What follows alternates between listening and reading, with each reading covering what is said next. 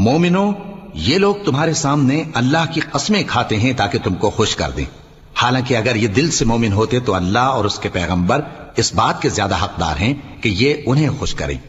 کیا ان لوگوں کو معلوم نہیں کہ جو شخص اللہ اور اس کے رسول سے مقابلہ کرتا ہے تو اس کے لیے جہنم کی آگ تیار ہے جس میں وہ ہمیشہ جلتا رہے گا، یہ بڑی رسوائی ہے۔ منافق ڈرتے رہتے ہیں کہ ان کے بارے میں کہیں کوئی ایسی صورت نہ اتر آئے کہ ان کے دل کی باتوں کو ان مسلمانوں پر ظاہر کر دے۔